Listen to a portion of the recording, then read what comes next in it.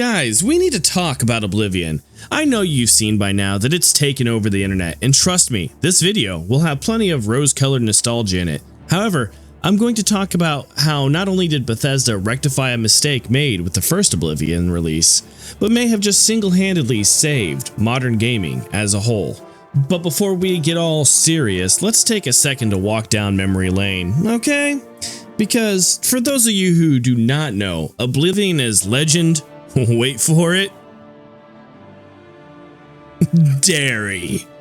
You hear the words Oblivion Crisis and suddenly it's 2006 again. You can almost hear the somber music in your head, right?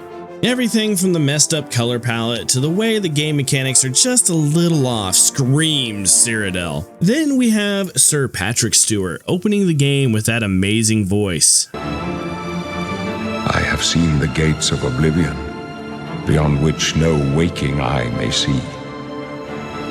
Behold. The shivers it sends down my spine. So good. And then, well, they kill him off like 5 minutes later. Classic. The hero of Kvatch storming through the Oblivion gates, slaying Daedra, saving the world, or, depending on how you played, hoarding books and terrorizing every town within running distance. Both are equally valid life choices, honestly. And let's be real, the memes carried this game into immortality. Stop right there, criminal scum! Nobody breaks the law on my watch! I'm confiscating your stolen goods. Now pay your fine, or it's off to jail. Who could ever forget the guards with ESP? You pickpocket one guy anywhere in the game and suddenly the entire Imperial Legion knows your exact location and swarm you for that sweet, sweet bounty. Stop right there, criminal scum. Like, bro, I stole a fucking tomato, relax. Or the weird broken conversation minigame. You try to sweet talk someone and in the conversation they're smiling and laughing 1 second, and then they're calling you a worm and telling you to leave the next. Sure, that's cute. Is that... Don't try. My life is drab and wretched by comparison. Gracious, what a... That's pretty. Don't... You can't scare me. Just pure chaotic energy. Let's not get started with the weird facial animations. Every NPC looked like they just ate a sour lemon, and were trying to pretend like everything was okay. The thing is, it didn't matter. Not really. Because despite all the jank, despite all the brokenness, Oblivion had soul. And a black soul gem, but soul nonetheless. It felt alive in a way that so few games today manage to capture. It gave you freedom, it gave you wonder, it made you laugh at how dumb it could be. But it also sucked you into its world in a way that made it feel like your story, not just some checkbox RPG you were grinding through. And honestly, we don't get enough of that anymore, which is exactly why what Bethesda just did is so important. So here's the thing, Bethesda? Yeah, they kinda caused some problems back in the day. You remember horse armor, right? Of course you do, and if not, I made a whole video where it was featured as a hated item in the gaming industry. Everybody remembers the horse armor DLC. It's the original sin of microtransactions.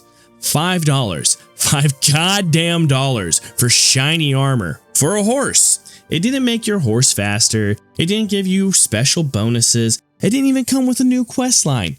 It was just armor, purely cosmetic, and look, at the time, we all laughed, thinking no one could be dumb enough to actually buy this shit, right? Wrong! It was a meme. Oh, look at Bethesda selling digital horse clothes for real money. But what we didn't realize back then was that it was the beginning of something way worse. Because after that, microtransactions exploded. First, it was little stuff. Then it was weapon skins. Then it was pay-to-win boosters. Then it was entire expansions gated behind extra fees. Then it was gambling mechanics, loot boxes, battle passes.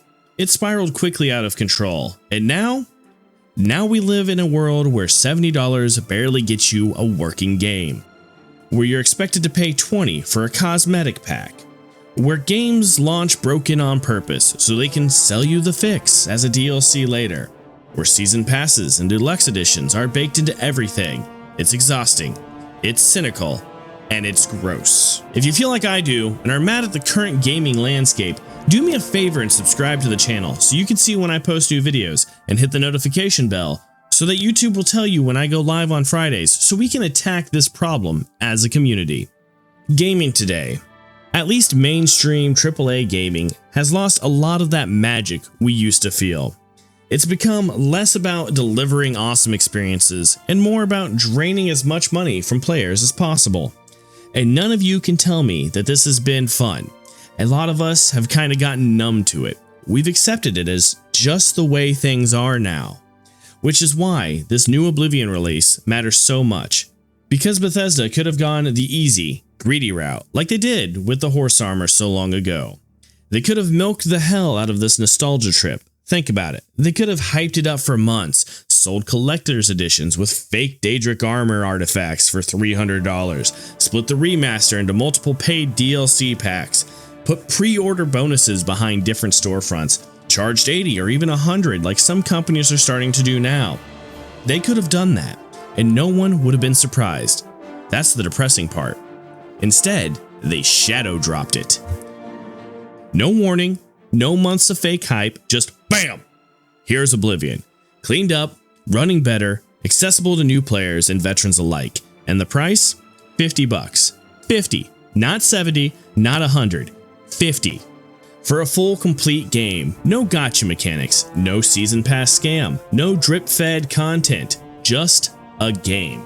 Imagine that, a company respecting the player enough to just release a game. Wild, right? And listen, I get it. It's easy to be cynical. You could say, well, yeah, of course, they want good PR. Starfell flopped so hard that they need a win. Sure, maybe. But honestly, I don't give a shit. Good behavior should still be rewarded, even if the reasons behind it are a little self-serving. Because what Bethesda just did sends a message to the industry. It shows that there is another path forward. It reminds other developers that players want to support good games. We want to buy things that respect our time and our money. We just don't want to be treated like cash cows anymore. And if this Oblivion Remaster succeeds, if it sells like crazy without needing to nickel and dime people, it proves that the old way of making games can still work. It proves that you don't have to design your entire business model around exploiting your players, that making a genuinely good product is enough. That's why this matters. Because if we let this model win, no, if we force this model to win, if we support games that respect us, we can push back against all the garbage practices that have taken over now. We can show companies that there's more money in earning players' trust than there is in betraying it. And to put it bluntly, if Oblivion, of all games, ends up being the one to spark that change, it would be almost karmic justice considering that they created the microtransaction debacle in the first place. Because Oblivion isn't perfect. It never was. It's goofy. It's broken in places. It's weird and janky and absolutely chaotic. But it's also full of heart, full of magic. It's a love letter to adventure, to discovery, and to being part of something bigger than yourself. And maybe, just maybe, gaming needed a reminder of that.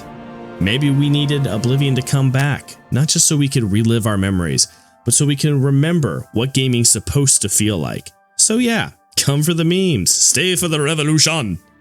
Bethesda dropped Oblivion when we needed it the most, and if we're smart, we'll show them and every other company watching that this is the future we want. Not $100 pay-to-win battle passes, not broken games patched 6 months later, not being treated like walking wallets, just great games for the love of the game.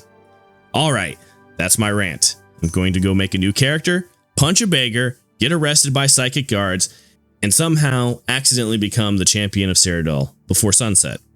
See you in Tamriel, heroes, and don't forget, stop right there, criminal scum, you violated the law.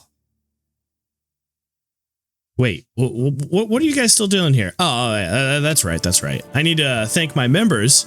At the Tarnished level, we got Landon Heights, X-Skull Gaming, B Walker 8732, and B Sands. At the Demigod level, we have Diaz Gaming, Cream of the Crop, Lukey, Augur, Andres, I'm Blue, Dork Lord, Dead by Gaming, Nemesis Undead, Safe Bandar, Wizard of Strategy, Philip Guerrero, Neon Prime, Eric Honenberg, JR2311, Vist, and Mike Hammond.